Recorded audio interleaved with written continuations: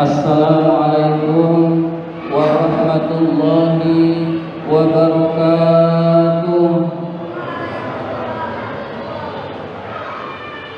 Alhamdulillahi rabbil alamin wa bihi nasta'in ala umurid dunya waddin. Wassalatu wassalamu ala ashrafil anbiya'i wal mursalin sayyidina wa maulana Muhammadin wa ala alihi wa sahbihi ajma'in. Rabbi shrah li sadri wa yassir li amri wahlul 'uqdatam min lisani yafqahu qawli. Amma ba'du. Bapak-bapak jamaah salat maghrib Masjid Al-Amin yang dimuliakan oleh Allah Subhanahu wa ta'ala.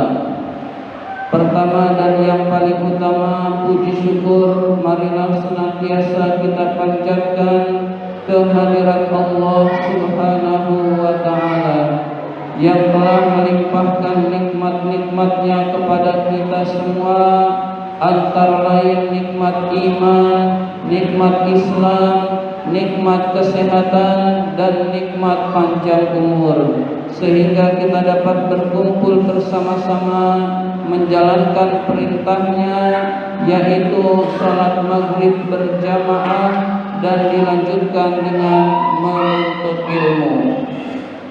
Salawat dan salam semoga Allah limpahkan pada junjungan kita baginda Nabi besar Muhammad sallallahu alaihi wasallam beserta para keluarganya, para sahabatnya, dan kepada kita sebagai pengikut ajarannya. Seperti biasa, marilah kita awali taklim kita dengan bersama-sama membaca surat Al-Fatihah. Ila hadratin Nabi Mustafa Rasulullah sallallahu alaihi wasallam wa ila muallifi hadzal kitab Asy-Syaikh Al-Imam Barakatul Anam Abdullah Ba'lawi Al-Haddad rahimahullah, nafa'anallahu bihi wa bi 'ulumihi fid dharain amin. Al-Fatihah. A'udzu billahi minasy syaithanir rajim. Bismillahirrahmanirrahim. Alhamdulillahi rabbil alamin. Ar-Rahmanir Rahim. Maliki yaumiddin. Iyyaka na'budu wa iyyaka nasta'in. Ihdinas siratal mustaqim. Siratal ladzina an'amta 'alaihim ghairil maghdubi 'alaihim waladdallin. Amin. Dan marilah kita lanjutkan dengan bersolawat kepada Rasulullah sallallahu alaihi wasallam. Mudah-mudahan kita mendapatkan syafaat dari beliau, dan mudah-mudahan majelis taklim kita ini senantiasa diberkahi oleh Allah Subhanahu wa ta'ala. Ya Rabbi bil Mustafa balligh maqasidana waghfir lana ma madha ya wasi'al karami.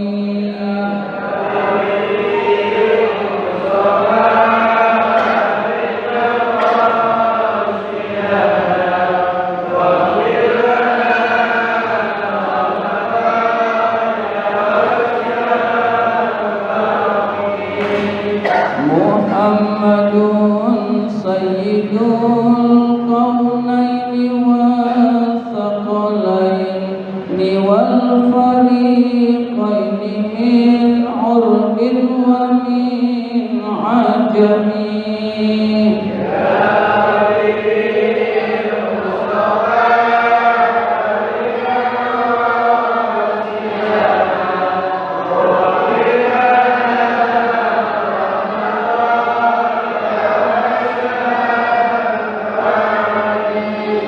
مولاي صل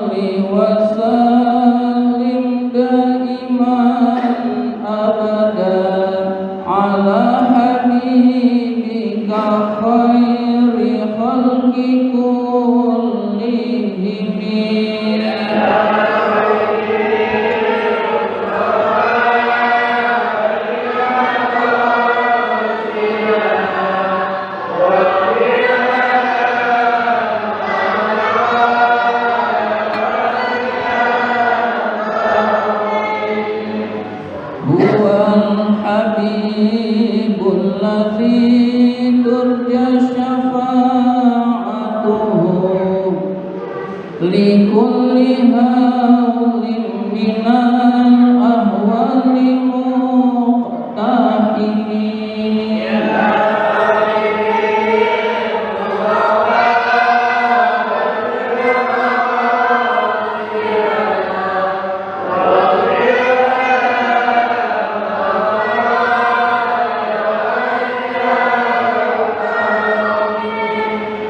Bapak-bapak jamaah salat maghrib yang dimuliakan oleh Allah Subhanahu wa taala, marilah kita lanjutkan pembahasan kitab An-Nashaihud Diniyah ini. Sekarang halaman 46. Baris kelima dari bawah.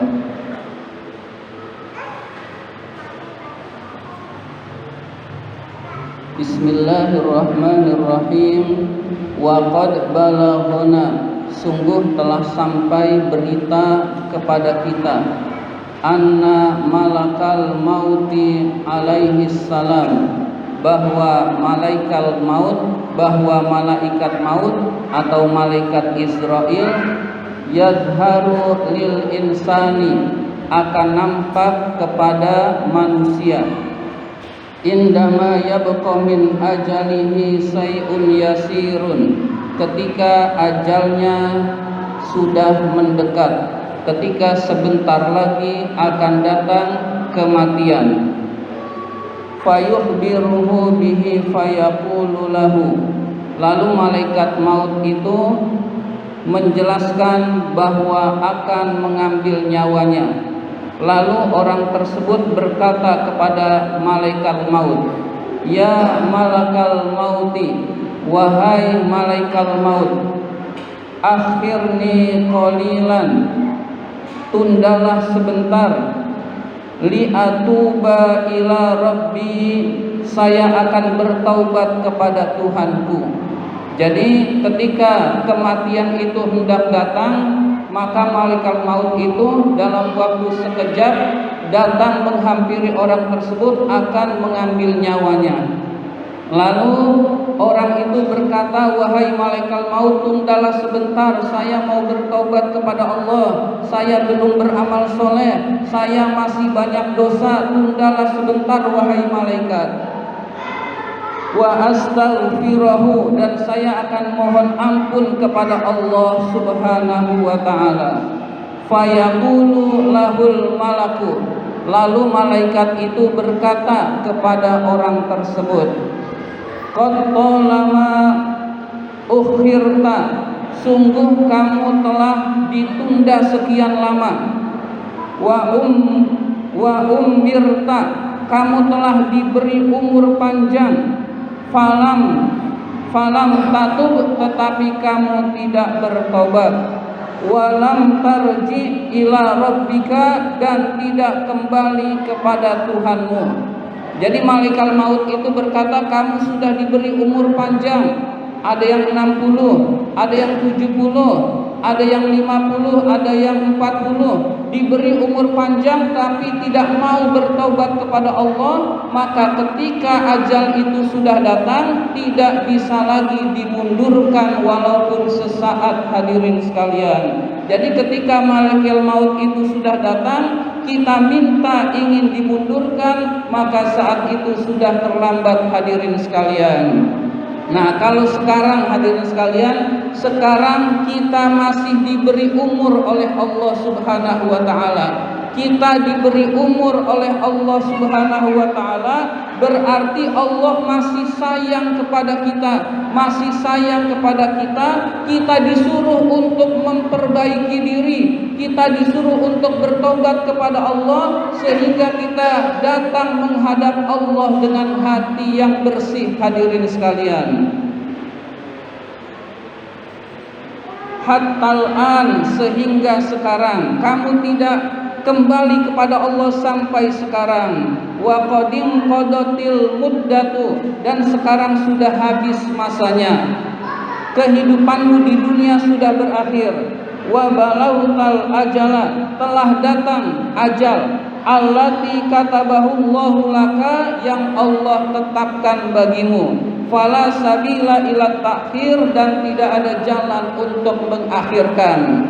Jadi ini adalah sebuah hadis dhaif, tapi sebuah riwayat yang bisa kita renungkan hadirin sekalian. Yang bisa kita renungkan, hadis dhaif itu boleh untuk jadikan perenungan hadirin sekalian, selama tidak bertentangan dengan nas-nas Al-Qur'an maupun hadis-hadis sahih lainnya hadirin sekalian. Jadi hadis dhaif biasanya itu tentang keutamaan amal. Nah, itu amalkan saja hadirin sekalian. Keutamaan sholat duha begini, amalkan saja hadirin sekalian, karena ada hadis sahih yang memang mengajarkan kita sholat duha.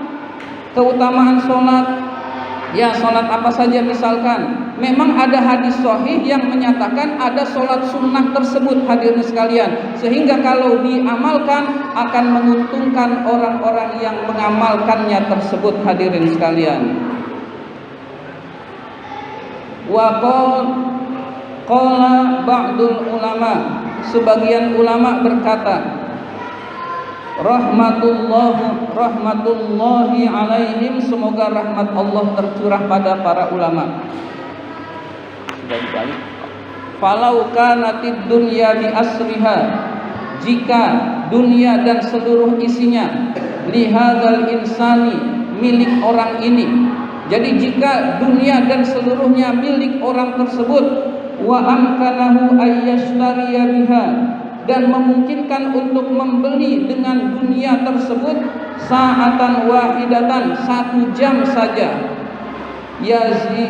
yaziduha fi umrihi, yang bisa menambah umurnya, wa ya'taziru fiha, dan bisa beralasan kepada Allah dengan waktu tersebut, ila rabbihi la fa'ala, kepada Tuhannya sungguh dia akan melaksanakan menjual seluruh, membeli 1 jam dengan harga seluruh dunia yang dia milikinya hadirin sekalian. Jadi pada saat itu dunia sudah tidak berharga hadirin sekalian. Jadi ketika orang tersebut punya kekayaan yang melimpah, punya harta benda yang banyak, uang yang tersimpan banyak, dia rela membeli 1 jam untuk menambah umurnya hadirin sekalian, untuk bisa beramal soleh. Tapi pada saat itu sudah terlambat hadirin sekalian. Bisa kita bayangkan tidak bernilainya dunia jika kematian itu sudah menghadap hadirin sekalian. Dia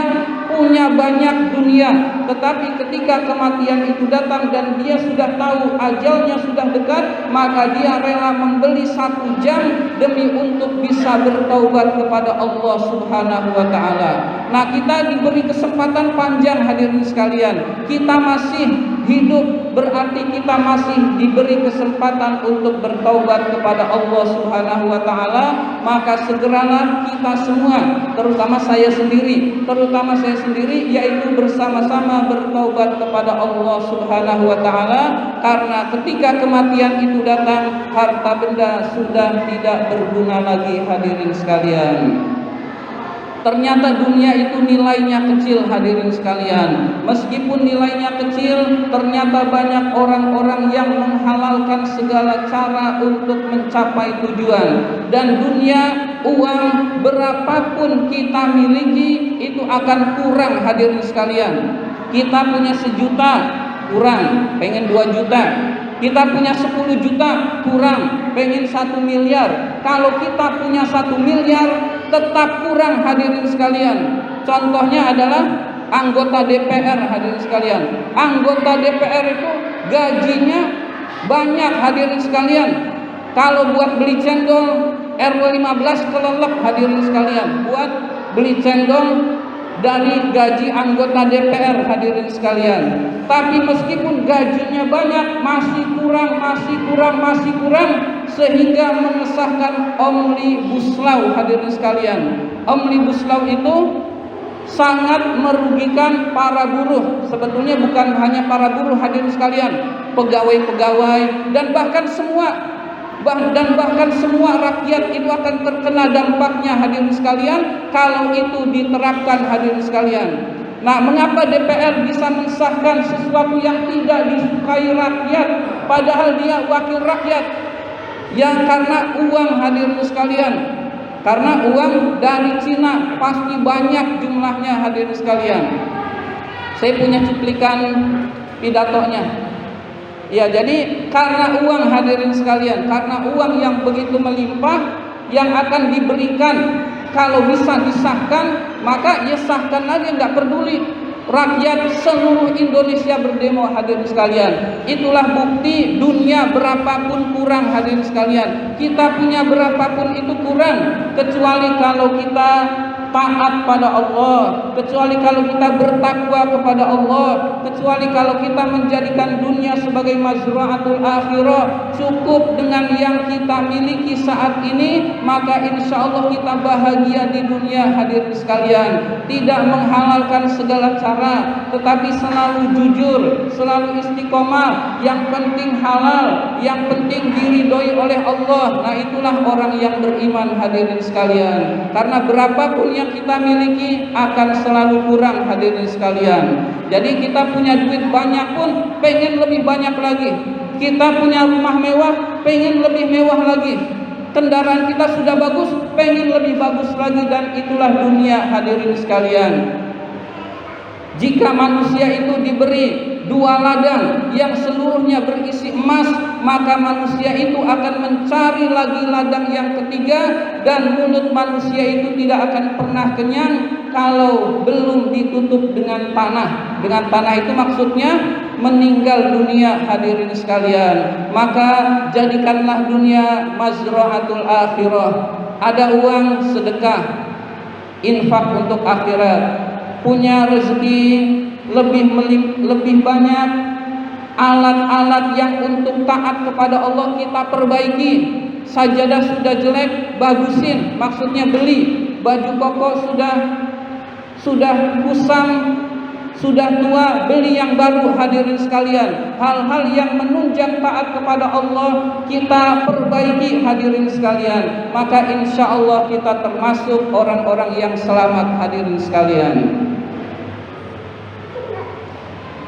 Summa, kemudian innal ghaflata, sesungguhnya kelalaian, anil akhirati, terhadap akhirat, wal i'radu anha, dan berpaling dari akhirat, bil kulliyati, secara global, iqbalan ala dunya, kemudian dia menghadap dunia, wastighalan laha, dan sibuk terhadap urusan dunia, qad yakunu sababuhu tulal amal, kadang-kadang sebabnya adalah tulul amal. Jadi orang melupakan akhirat, melupakan kematian, melupakan pembalasan hari akhir. Penyebab pertama adalah karena tulul amal yang telah dibahas panjang lebar pada pertemuan-pertemuan sebelumnya hadirin sekalian. Kama zakarnahu, sebagaimana yang telah kami sebutkan, sebagaimana yang telah pengarang menyebutkan pembahasan tentang tulul amal itu hadirin sekalian. Wa qad yakunu sababuhu syakkan fil akhirah, dan kadang-kadang penyebabnya adalah ragu-ragu terhadap akhirat. Wa taraddudan fi kauniha haqqan, dan bimbang bahwa akhirat itu benar, ragu-ragu bahwa akhirat itu adalah hak, adalah benar. Jadi penyebab orang berpaling dari akhirat adalah tulul amal, dan yang kedua adalah ragu-ragu atau tidak percaya kepada akhirat hadirin sekalian. Wal iyadu billah min zalika, perlindungan kepada Allah dari yang demikian itu. Kita berlindung kepada Allah jangan sampai termasuk orang yang ragu-ragu terhadap akhirat. Tidak percaya akhirat itu kafir. Ragu-ragu kepada akhirat kafir juga hadirin sekalian. Jadi ragu-ragu dan tidak percaya kepada akhirat, maka hukumnya orang itu adalah kafir hadirin sekalian. Kafir sama non muslim sama. Kita bebas mau ngucapin non muslim boleh, mau ngucapin kafir juga boleh, itu terserah kita hadirin sekalian. Fa innahu minal kufri billahi wa rasulihi, karena hal itu termasuk kekafiran kepada Allah dan Rasulnya. Jadi orang yang ragu-ragu akhirat ada apa enggak sih ya, akhirat ada apa enggak, itu sudah kafir hadirin sekalian. Orang tersebut perlu syahadat dan beristighfar kepada Allah Subhanahu wa taala. Tapi kalau orang itu sudah benar-benar menyatakan saya nggak percaya akhirat, lebih kafir lagi hadirin sekalian.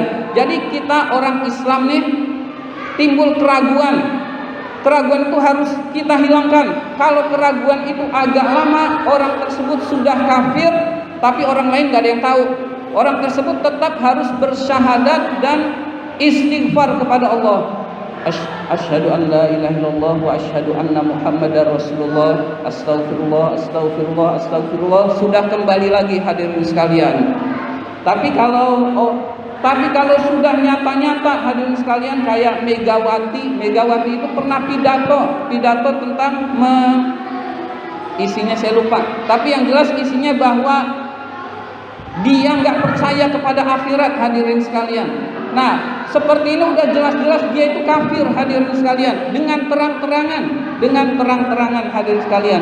Kalau dia tidak bersyahadat dan istighfar kepada Allah Subhanahu wa taala hadirin sekalian, dan dia terang-terangan di pidatonya hadirin sekalian, di pendukung-pendukungnya hadirin sekalian.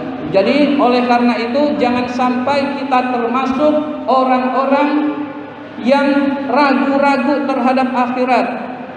Orang yang bertakwa itu wabil akhirati hum yuqinun, mereka yakin kepada akhirat hadirin sekalian. Jadi akhirat itu bukan kalau bisa, jangan cuma percaya tapi yakin hadirin sekalian. Yakin itu kepercayaan yang tingkat tinggi hadirin sekalian. Maka kita berusaha untuk yakin kepada akhirat. Orang yang yakin kepada akhirat, maka tingkah laku di dunia pasti akan baik hadirin sekalian, karena dia yakin akan ada balasan setelah kematian itu hadirin sekalian.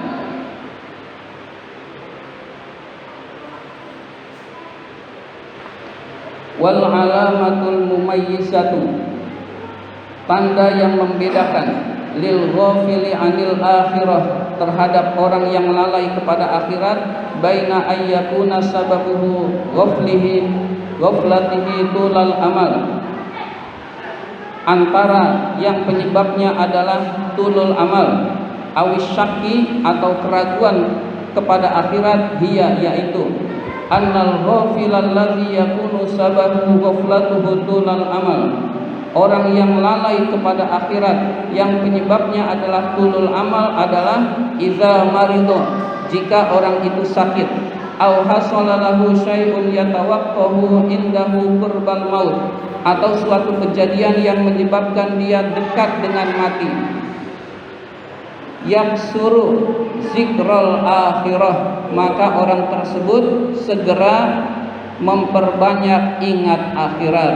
Jadi orang yang tulul amal, kalau dia lalai kepada akhirat, begitu dia sakit yang parah, sakit yang menyebabkan kematian, atau kejadian yang menyebabkan dia akan menghadapi kematian, maka dia segera sadar, lalu ingat kepada Allah, lalu ingat kepada akhirat hadirin sekalian. Jadi tulul amal itu akan menyebabkan orang lalai dari akhirat. Ketika dia sakit, biasanya dia sadar untuk kembali kepada Allah Subhanahu wa taala. Wa tahassaru ala tarkil amali laha, dan menyesal karena telah meninggalkan beramal untuk akhirat. Wa yatamanna, dan dia berharap aywafi, dia dalam keadaan sehat, liya'mala sholihan, untuk beramal soleh. Jadi dia berharap mudah-mudahan diberi kesehatan, lalu dia bisa beramal soleh. Lalu biasanya hadirin sekalian, kalau sudah sehat lupa lagi dengan taat pada Allah hadirin sekalian. Nah itu kebiasaan manusia, seringnya begitu. begitu diberi sakitnya berat, dia ingat Allah karena sebentar lagi akan mati. Kemudian Allah beri kesehatan, hadirin sekalian. Biasanya manusia itu lupa lagi, hadirin sekalian, lupa dengan keinginannya untuk taubat, lupa dengan keinginannya untuk beramal soleh, lupa keinginannya untuk banyak bersedekah, hadirin sekalian. Maka usahakan kita yang dalam keadaan sehat ini senantiasa taat pada Allah, senantiasa bertaubat kepada Allah, dan senantiasa di dalam ketaatan pada Allah Subhanahu wa taala. Wallazi takunu ghaflatuhu 'anis syakki, dan orang yang lalainya karena ragu-ragu, la yadhharu 'alaihi, maka tidak akan nampak pada orang tersebut, inda maradihi, ketika dia sakit, wa nahwihi, dan semisalnya, syai'un mimma zakarnahu, seperti apa yang telah kami sebutkan. Jadi orang yang berpaling dari akhirat penyebabnya adalah ragu-ragu atau karena dia kafir, ingkar kepada akhirat, maka keinginan taubat tetap tidak ada sama sekali, keinginan taat tetap tidak ada sama sekali. Bal yadharu alaihi ta'assufu, bahkan nampaklah kesedihan, ala firaqid dunya, karena hendak berpisah dari dunia. Dia sedihnya bukan mikirin akhirat, dia sedihnya memikirkan hartanya nanti dibawa kemana, hartanya nanti untuk siapa, hartanya nanti sia-sia. Nah, orang yang ragu-ragu terhadap akhirat, maka meskipun dia mendekati ajal, walaupun dia mendekati kematian, dia sakit parah, tetap yang dipikir dunia, hadirin sekalian. Dan ini lebih berat lagi, hadirin sekalian. Maka usahakan kita senantiasa ingat kepada akhirat, kemudian ingat untuk selalu beramal soleh. Wa takhawufu, dan mengkhawatirkan, ala auladihi, anak-anaknya, wa amwalihi, hartanya, antadi amin ba'di, yang akan sia-sia setelah dia tidak ada. Jadi dia khawatir nanti anak saya makan apa, nanti harta saya bagaimana, nanti anak saya hidupnya bagaimana, masih tetap memikirkan dunia meskipun dia sudah sakit yang parah, hadirin sekalian. Nah, itulah perbedaan berpaling dari akhirat. Ada yang karena tulul amal, ada yang karena ragu-ragu pada akhirat. Yang paling bahaya adalah ragu-ragu kepada akhirat, meskipun orang ini KTP-nya Islam, menurut Allah dia kafir, menurut manusia dia Islam. Kalau dia sholat, disolatin, hadirin sekalian. Kalau dia meninggal, tetap disolatin karena KTP-nya Islam. Pokoknya urusan kita, hadirin sekalian, urusan jenazah, KTP-nya Islam, sholatin. Orang mabuk, sholatin. Dosanya melimpah, sholatin. Asal Islam, hadirin sekalian, asal KTP-nya Islam. Nah, menurut Allahnya kita nggak tahu dia pernah ragu-ragu kepada akhirat atau meninggal waktu ragu-ragu kepada akhirat, kita nggak tahu. Urusan kita adalah dia orang Islam, maka sholatin.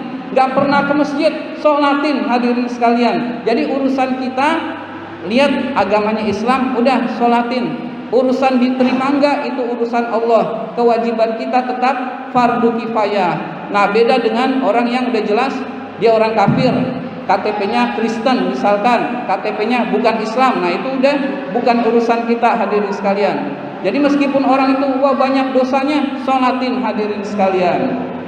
Nah, menurut Allahnya itu ada di dalam hati orang tersebut, kita nggak tahu, hadirin sekalian.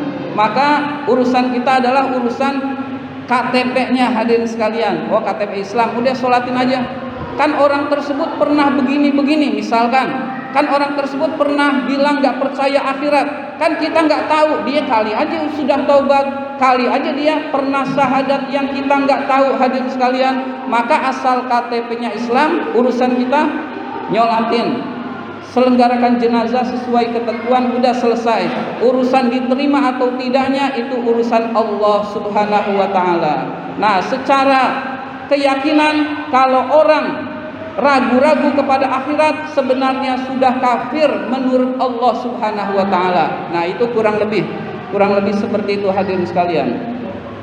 wa asbahu dzalik mimma yadullu ala kusurin nazari, dan lain-lain yang menunjukkan lemahnya pandangan orang tersebut, warahbati, dan kecintaan orang tersebut fi ahwali dunia, terhadap urusan dunia.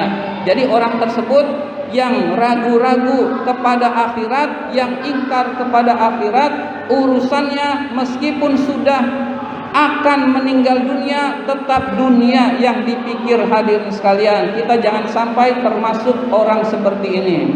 Fa'tabir, maka renungkanlah haza ini, rahimakallah, semoga Allah merahmatimu, fi nafsika, di dalam hatimu, di dalam dirimu sendiri, wa fi ghairika, dan di dalam diri orang lain, hatta ta'izahu wa tansuhahu, sehingga kamu bisa mengambil nasihat, mengambil pelajaran. Idza samamta minhu ra'ika syakki, jika terlintas darimu adanya keraguan-raguan fi daril akhirah, terhadap negeri akhirat.